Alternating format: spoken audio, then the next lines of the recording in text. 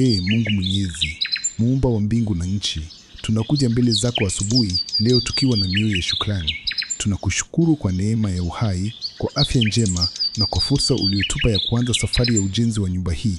Tunatambua kuwa kila jambo jema latoka kwako na bila wewe hatuwezi kufanya lolote.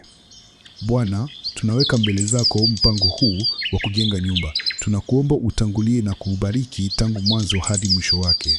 Bariki msingi utakaochimbwa, bariki kuta zitakazoinuliwa, bariki paa litakalofunika nyumba hii. Kila tofali litakalowekwa na kila kazi itakayofanyika ifanyike chini ya ulinzi na neema yako. Mungu, tunakuomba utupe hekima katika maamuzi yote yanayohusu ujenzi huu. Tuongoze katika kupanga, kutumia fedha kwa busara na kuchagua vifaa vinavyofaa. Tujalie nidhamu na uvumilivu katika kipindi hiki chote. Pale changamoto zitakapojitokeza, utupe amani na suluhisho la busara. Bwana, walinde mafundi na wote watakaoshiriki katika ujenzi huu.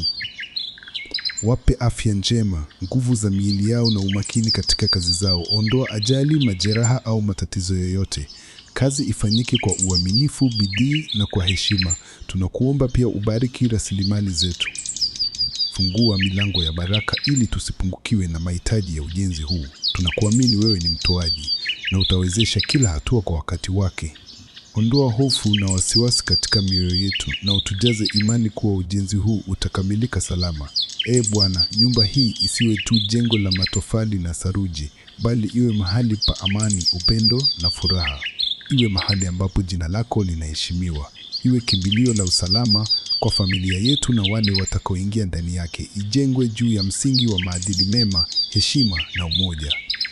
Tunakuomba ulinde eneo hili mchana na usiku. Ondoa kila nia mbaya, kila wivu na kila nguvu isiyo njema. Weka malaika zako walinde kila hatua ya ujenzi huu hadi utakapokamilika. Asante Mungu wetu kwa kuwa nasi katika kila hatua. Tunakutegemea wewe kikamilifu, tunakuabudu na kukutukuza, tukiamini kuwa kwa mkono wako kila jambo litaenda vyema. Kwa jina lako takatifu tunaomba na kuamini, amina. Wama.